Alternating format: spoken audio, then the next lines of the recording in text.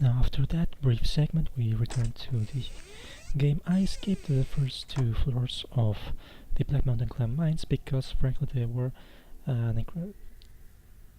long. First of all, I've got about an hour and a half of very careful dungeon crawling since the place is trapped beyond belief, and it's also filled with enemies that increase in a very strange pace. First of all, you've got the rats and the guides that you've met so far, which are not much of a problem, but also you found there seething masses and rock golems, which can, if hit with regular weapons, not special or specially crafted, they actually damage themselves.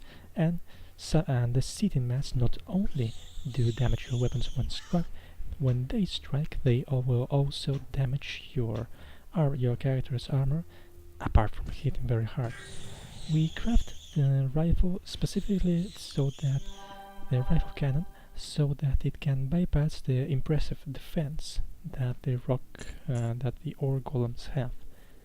Now then, the second part is that are the traps. We need a flow spectrometer. Yes, flow spectrometer to detect them. But but the mysterious assassins in the second floor, which no wonder belong to the Malokian hand, as we have learned time and again, have scrolls of detect traps, and despite my very high technical aptitude, I haven't failed a single time when using them. They work exactly as a flow spectrometer. When you are near a trap, the character will stop and it will point at the trap on the screen. Now, what else can be said? Yes, it is a step up in difficulty, mainly because of the size of the dungeon. It's quite long.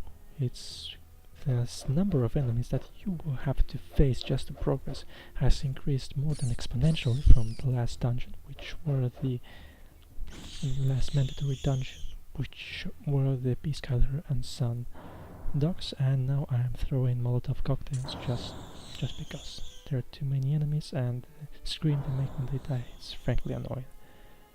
Now, half of the time your characters, the flow spectrometer and the detect trap scroll only work if you are right in front of a trap or about to step on it. If it's just a square diagonally in front of you, it won't detect it.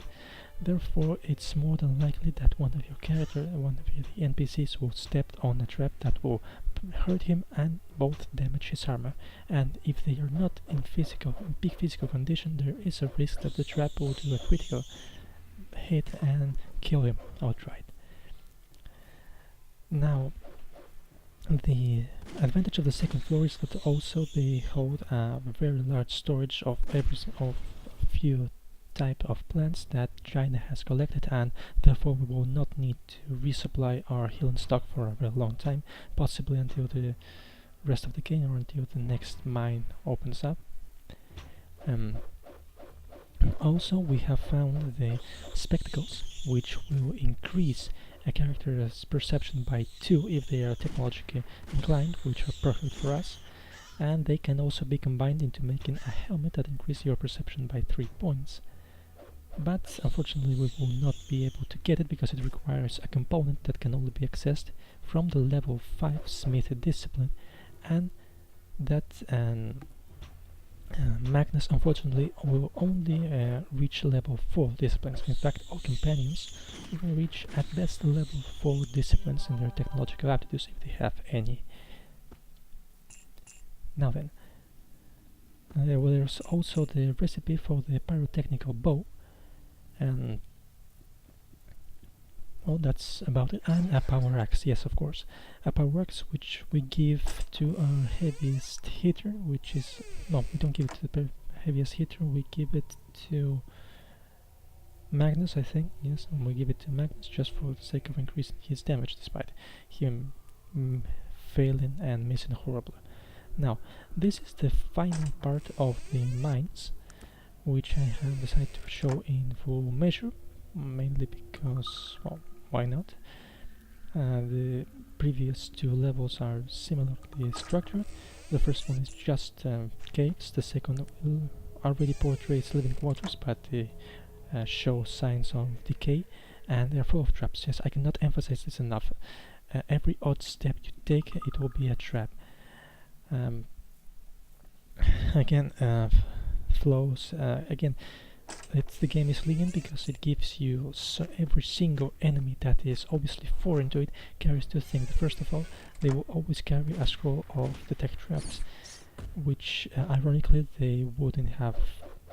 They would have died had they used it. The second is that they carry a note in which they specify that we, the character, have to be eliminated. Now, there's just some more foreshadowing. I won't be showing them. I think I'll be showing the note when we get back to civilization. Now then, describing the new enemies we find around here. First of all, I'll start with the golems. It's the last mandatory enemy we had to face, if I remind you, are undead zombies. Not even particularly hard undead, just a few, not even poison undead, just a few goals. And right now we are facing giants who have surprisingly spry because they can move far enough to hit you at least once. As in the moment, the second are rock rats that, despite their name, they do not damage your weapon when hit, but they still have a formidable defense. Therefore, we will have to need to use the rifle cannon to bypass it. The next enemies that we face are the seeding masses, which are two of them. The first one protects the armory where we will find the most important treasure, which are the goggles. And the next one is right at the entrance of the new level, the final level, this third level. Also, I have to mention that it's quite a dastardly move by part of the game to put a redundant staircase to the first level right next to 3 brute fangs. Brute fangs have enormous values in both dexterity and strength, therefore they have plus hit and increased damage. Variables with increased more strength equals more damage. Let's not be fancy about it. And they have enough dexterity to reach for more than, let's say, 10 squares, 15 squares, and still be able to hit you. One of their hits is enough to bring any of our characters to have strength regardless of the damage reduction they have right now. The brute fangs therefore had to ironically snipe them with a boomstick. So much for irony.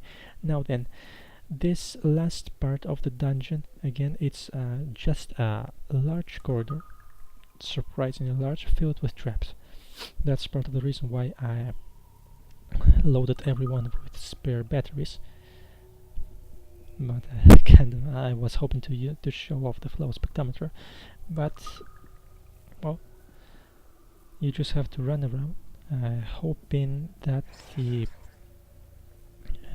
your characters don't die in the process. It's I've never seen it happen, but well, I was unlucky enough to have my character die once from this gauntlet of traps. Now then, after you have went all the way to the end, we will have some plot. I will resume the description of what happens and a few plans for the future in the next video.